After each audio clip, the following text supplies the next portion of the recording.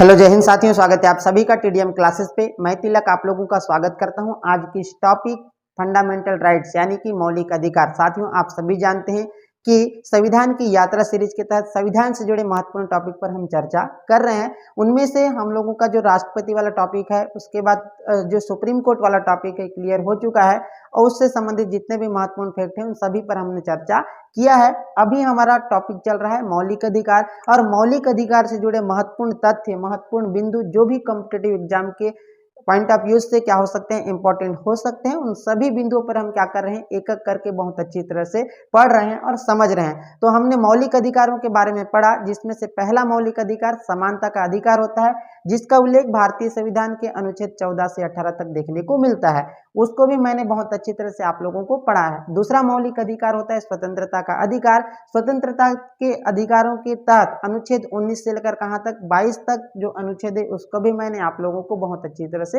पढ़ाया हूं, और उम्मीद करता हूं कि सारी चीजें आप लोगों को बहुत अच्छी तरह से समझ में आ गई हो। तीसरा मौलिक अधिकार होता है शोषण के विरुद्ध अधिकार, जिसका उल्लेख क्या होता है, जिसका उल्लेख भारतीय संविधान में अनुच्छेद 23 और 24 में देखने को मिलता है।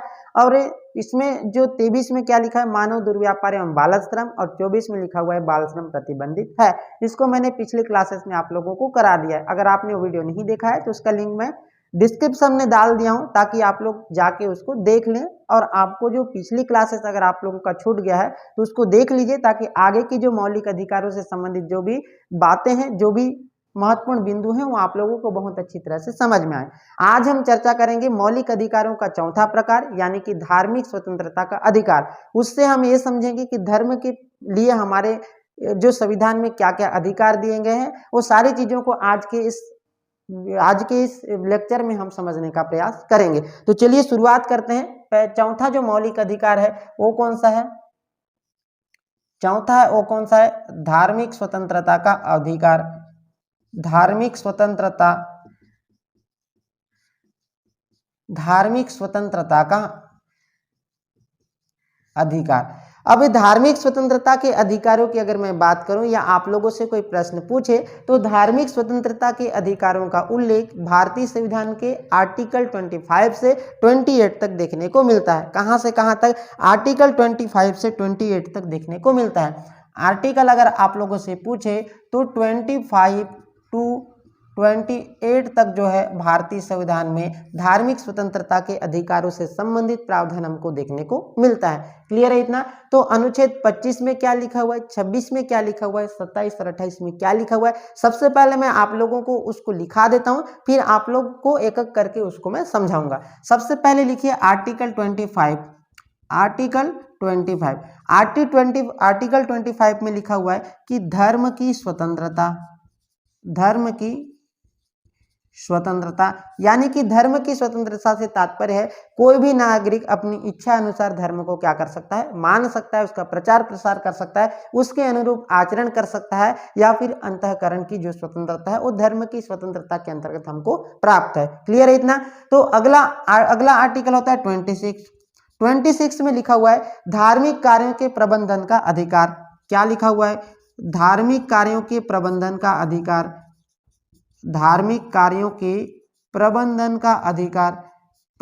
का अधिकार, यानी कि जो धार्मिक कार्य होते हैं उनके मैनेजमेंट से संबंधित जो हमको क्या मिलता है, राइट्स मिलता है, वो आर्टिकल 26 के तहत हमको प्राप्त है। क्लियर है इतना? अगला आर्टिकल होता है 27 में लिखा हुआ है कि धार्मिक कार्यों के लिए कर न देने का अधिकार, यानी कि जो धार्मिक कार्य होते हैं उनके लिए टैक्स न देने का अधिकार। क्या लिखा हुआ है? धार्मिक कार्यों के लिए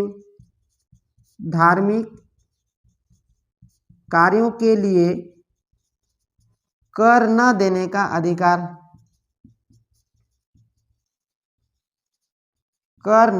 अधिकार। ये तो आर्टिकल 26 है। अगला आर्टिकल हमारा होता है 28। अगला आर्टिकल हमारा कौन सा है? अगला आर्टिकल हमारा है 28, क्योंकि आर्टिकल 25 से आर्टिकल 28 तक क्या देखने को मिलता है, धार्मिक स्वतंत्रता का अधिकार, यानी कि धर्म से जुड़े हम लोगों को कौन कौन से अधिकार संविधान के द्वारा प्रदत्त है, उन सभी के बारे में हमको आर्टिकल 25 से लेकर आर्टिकल 28 में देखने को मिलता है।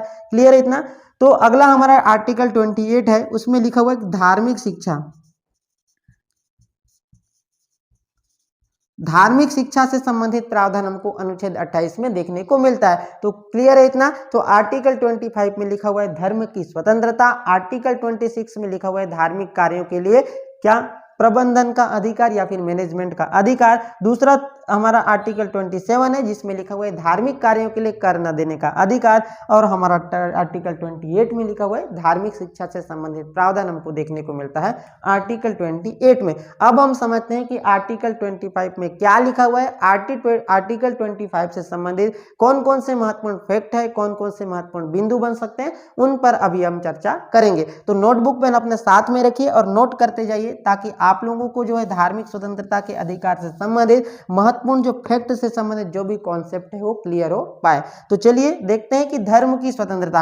अभी धर्म की स्वतंत्रता से तात्पर्य, सबसे पहले मैं आर्टिकल 25 को बता देता हूं कि आर्टिकल 25 में 3-4 बातें लिखी हुई, जिसमें से पहला बातें हैं धर्म को मानने, धर्म को मानने, धर्म को मानने। दूसरा क्या है, दूसरा लिखा हुआ है प्रचार प्रसार, दूसरा क्या लिखा हुआ है प्रचार प्रसार का अधिकार, प्रचार प्रसार का अधिकार, प्रचार प्रसार का अधिकार। तीसरी बात लिखा हुआ है धार्मिक, जो धर्म क्या है, धर्म की अनुकरण के आधार पर, धार्मिक अनुकरण के आधार पर, क्या अनुकरण के आधार पर क्या करने का, आचरण के आधार पर क्या करने का, जीवन जीने का अधिकार। क्या लिखा हुआ है, अगला क्या लिखा हुआ है धर्म के अनुसार आचरण करने का अधिकार, धर्म के अनुसार आचरण का अधिकार, आचरण का अधिकार, धर्म के अनुसार आचरण का अधिकार। और चौथा बात लिखा हुआ है अंतःकरण की स्वतंत्रता, अंतःकरण की स्वतंत्रता। क्या क्या बातें मैंने बताया आप लोगों को, मैंने बताया आप लोगों को कि धर्म को मानने का, यानी कि कोई भी नागरिक अपने मनपसंद धर्म को मानने का अधिकार वो हमको क्या बताता है आर्टिकल 25 के तहत प्राप्त है। दूसरा चीज मैं बताया किसी भी धर्म को क्या करने का, प्रचार प्रसार करने से संबंधित अधिकार हमको कौन सा आर्टिकल प्रदान करता है, आर्टिकल 25। तीसरा चीज मैं बताऊं कि धर्म के अनुसार यानी कि आचरण करने का अधिकार, ये हमको आर्टिकल 25 के तहत प्राप्त है। चौथा चीज लिखा हुआ है अंतःकरण की स्वतंत्रता। इसको मैं आप लोगों को समझाता हूं कि सबसे पहले आप लोग इसको समझिए कि धर्म के अनुसार आचरण करने का अधिकार ये क्या होता है। धर्म के अनुसार आचरण करने का अधिकार ये अभी हाल ही में चर्चा में था, क्योंकि जो संथारा प्रथा आप सभी जानते होंगे, जैन धर्म के लोगों को क्या होता है एक प्रथा होती है जिसे संथारा प्रथा कहा जाता है। आप सभी जानते हैं धर्म के अनुसार आचरण का अधिकार। अब देखिए अगर मैं आर्टिकल 28 की बात 21 की बात करूं, आप लोगों को जब मैं बता रहा था, क्या बता रहा था, मौलिक अधिकारों का प्रकार, समानता का अधिकार का उल्लेख 14 से 18 और 19 से लेकर 21 तक का लिखा हुआ है, 19 से लेकर 22 तक क्या लिखा हुआ है समानता का स्वतंत्रता का अधिकार, जिसमें मैं आर्टिकल 21 बताया हूं कि क्या प्राण एवं दैहिक स्वतंत्रता का अधिकार। प्राण एवं दैहिक स्वतंत्रता के अधिकार के तहत क्या आता है, अपने गरिमामय पूर्ण जीवन जीने का अधिकार या फिर अपनी इच्छा के अनुसार जीवन जीने का अधिकार जो हमको प्रदान करता है वो प्रदान करता है आर्टिकल 21। लेकिन जो आर्टिकल 21 है उसमें मरने का अधिकार क्या नहीं है, प्राप्त नहीं है। यानी कि व्यक्ति इच्छा अनुसार जीवन यापन तो कर सकता है लेकिन वो अपनी इच्छा के अनुसार मृत्यु को प्राप्त नहीं कर सकता। ये हमको आर्टिकल 28 में साफ साफ देखने को मिलता है। लेकिन यहाँ पर क्या लिखा है, धर्म के अनुसार आचरण करने का अधिकार। इसमें क्या होता है, इसमें आप सभी जानते हैं एक संथारा प्रथा होता है। सबसे पहले इसको समझिए, संथारा प्रथा, संथारा प्रथा। अब ये संथारा प्रथा की अगर मैं बात करूं, ये किनका है, ये जैन धर्म के लोगों का क्या है, एक प्रथा है, संथारा प्रथा होता है। संथारा प्रथा के तहत क्या होता है, संथारा प्रथा के तहत ये होता है कि जो व्यक्ति होते हैं या फिर जैन मुनि लोग होते हैं, फिर जैन धर्म के जो अनुयायी होते हैं, जब बुजुर्ग अवस्था में आ जाते हैं तब वो क्या करते हैं, अन्न जल ग्रहण को क्या कर देते हैं, त्याग देते हैं। क्या कर देते हैं, अन्न जल ग्रहण, अन्न जल ग्रहण को क्या कर देते हैं, त्याग देते हैं। मतलब अन्न जल ग्रहण करने को क्या कर देते हैं, त्याग देते हैं। अब देखो अन्न जल ग्रहण करने को त्यागने को क्या समझते हैं इन लोग, इन लोग इसको क्या समझते हैं, मोक्ष की प्राप्ति समझते हैं। मतलब अन्न जल ग्रहण करना अगर छोड़ देंगे तो सीधा सा तात्पर्य है कि कुछ दिनों के बाद क्या हो जाएगी, इनकी मृत्यु हो जाएगी। लेकिन देखो मतलब ये क्या करना चाह रहे हैं, एक प्रकार से आत्महत्या ही करना चाह रहे हैं। मतलब अन्न जल को त्याग देंगे तो क्या होगा, व्यक्ति एक जो है कुछ समय बाद क्या हो जाएगा, मर जाएगा। मतलब वो इच्छा अनुसार क्या हो रहा है, मृत्यु को प्राप्त कर रहा है। लेकिन आर्टिकल 21 क्या बोलता है, आर्टिकल 21 में बोलता है कि प्राण एवं दैहिक स्वतंत्रता के अधिकार के तहत क्या नहीं आता, प्राण एवं दैहिक स्वतंत्रता के अधिकार के तहत क्या नहीं आता, मरने का अधिकार प्राप्त नहीं है। लेकिन यहाँ तो मरने की बात हो रही है, क्योंकि अन्न जल ग्रहण करना यदि त्याग कर देगा तो इंसान कुछ दिनों बाद स्वाभाविक सी बात है वो क्या करेगा, मृत्यु को प्राप्त कर लेगा। तो इसको इन लोग क्या समझते हैं, मोक्ष की प्राप्ति समझते हैं। लेकिन इसको क्या किया गया, हाई कोर्ट में, राजस्थान हाई कोर्ट में क्या किया गया, चैलेंज किया गया। राजस्थान हाई कोर्ट में जब ये गया तो राजस्थान हाई कोर्ट ने क्या कर दिया, अन्न जल ग्रहण करने के त्याग को क्या कर दिया, मतलब गलत ठहराते हुए ये बोला कि ये जो आर्टिकल 21 का क्या है, उल्लंघन है, ऐसा बोला राजस्थान हाई कोर्ट। तब ये जैन धर्म के जो अनुयायी हैं इन्होंने क्या किया, जो राजस्थान हाई कोर्ट के द्वारा निर्णय आया उसको चुनौती दिया सुप्रीम कोर्ट में। जब सुप्रीम कोर्ट में क्या गया मामला गया, जब सुप्रीम कोर्ट में मामला गया संथारा प्रथा को लेकर, जब सुप्रीम कोर्ट में गया मामला तो उस समय क्या हुआ, सुप्रीम कोर्ट ने ये निर्णय दिया कि जो अन्न जल ग्रहण करने का त्याग जो है आर्टिकल 25 के अंतर्गत उनका अधिकार है, यानी कि धर्म के अनुसार आचरण करने का अधिकार। यानी कि जैन धर्म में क्या है, अन्न जल ग्रहण करने के त्याग को क्या बोलते हैं, संथारा प्रथा करते हैं, संथारा प्रथा कहते हैं। और ये क्या है, उनकी धर्म के अनुसार आचरण करने के अधिकार के अंतर्गत आता है। इसलिए ये क्या है, आर्टिकल 21 का उल्लंघन नहीं करता, ऐसा सुप्रीम कोर्ट का निर्णय आया। क्लियर है, तो ऐसा सुप्रीम कोर्ट का निर्णय आया, तब से संथारा प्रथा जो है आज भी क्या है, जैन धर्म में प्रचलित है। किसमें, जैन धर्म में संथारा प्रथा प्रचलित है। और संथारा प्रथा जो है आर्टिकल 21 का उल्लंघन नहीं करता, ये सुप्रीम कोर्ट का निर्णय आया। क्योंकि संथारा प्रथा जो है धर्म के अनुसार आचरण करने के अधिकार के अंतर्गत आता है, इसलिए यह आर्टिकल 21 का उल्लंघन नहीं करता। उम्मीद है कि आप लोगों को इस संथारा प्रथा से संबंधित और धर्म के अनुसार आचरण का अधिकार से संबंधित बातें आप लोगों को बहुत अच्छी तरह से समझ में आ गई होगी। क्लियर है इतना, तो चलिए आगे बढ़ते हैं। ये तो था धर्म की स्वतंत्रता से संबंधित अधिकार। क्लियर है, तो ये था आर्टिकल 25। लेकिन दूसरा चीज लिखा हुआ है कि धर्म को मानने का अधिकार। धर्म को मानने का अधिकार से क्या तात्पर्य है, कोई भी व्यक्ति अपने मनपसंद धर्म को मान सकता है। क्लियर है इतना, मतलब आप किसी भी धर्म को मानने के लिए स्वतंत्र है, संविधान में इसके लिए कोई बाध्यता नहीं है। ठीक है, तो लेकिन देखो धर्म को मानने की स्वतंत्रता है, लेकिन इसके कितने आधार हैं, 2 आधार हैं। पहला, या तो आपको किस रूप में नहीं मानना चाहिए धर्म को, दबाव में आकर, या फिर लालच या फिर किसके, प्रलोभन में आकर यदि धर्म को मानते हैं तो राज्य क्या कर सकती है, प्रतिबंध लगा सकती है। क्लियर है इतना, आप धर्म को मानने के लिए तो स्वतंत्र है, लेकिन यदि आप धर्म को किसी के दबाव में आकर धर्म मान रहे हैं, या फिर किसी के लालच या फिर प्रलोभन में आकर मान रहे हैं, तो उस स्थिति में राज्य क्या कर सकती है, मनपसंद धर्म या फिर धर्म परिवर्तन को क्या कर सकती है, रोक लगा सकती है। क्लियर है इतना, लेकिन संविधान में देखो एक चीज मैं बता रहा हूं आप लोगों को, ये जो 4 आधार मैं बताया हूं इनकी कोई लिमिटेशन नहीं है। क्या है, इनकी लिमिट्स, मतलब लिमिट्स होती है, यानी कि इनको कुछ सीमाएं होती है। ये जो धर्म को मानने का अधिकार है, प्रचार प्रसार करने का अधिकार, धर्म के अनुसार आचरण का अधिकार और अंतःकरण की स्वतंत्रता से संबंधित अधिकार जो मैं आप लोगों को बता रहा हूं, इसकी कुछ सीमाएं होती है। और उस सीमाओं को लांघ कर यदि आप करते हैं तो उस समय राज्य क्या कर सकती है, प्रतिबंध लगा सकती है। तो वो सीमाएं कौन कौन से उसको देख लीजिए। वो कौन कौन से 3 आधार हैं, कौन कौन से 3 चीजें मैं आप लोगों को बता रहा हूं। पहला क्या होता है, लोक व्यवस्था। दूसरा क्या हो सकता है, सदाचार। और तीसरा है स्वास्थ्य। मतलब ये 3 चीजों को ध्यान में रखकर आपको क्या करना चाहिए, इसको क्या करना चाहिए, ध्यान में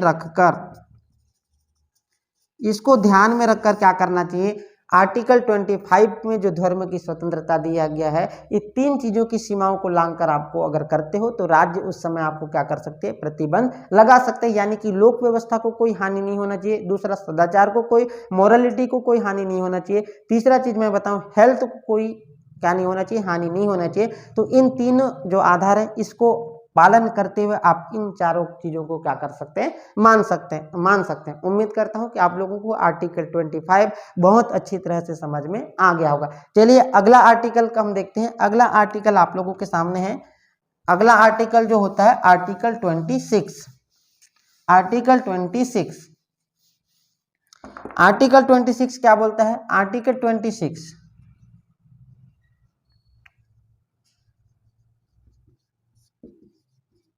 आर्टिकल 26 यानी कि धार्मिक कार्यों के प्रबंधन का अधिकार।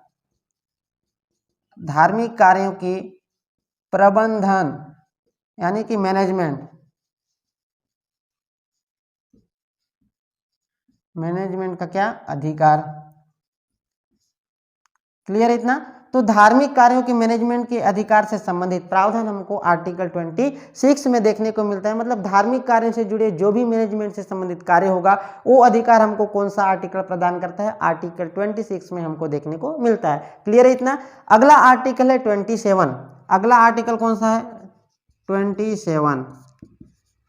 आर्टिकल 27 में क्या लिखा है? धार्मिक कार्यों के लिए कर न देने का अधिकार। धार्मिक कार्यों के लिए कर न देने का अधिकार।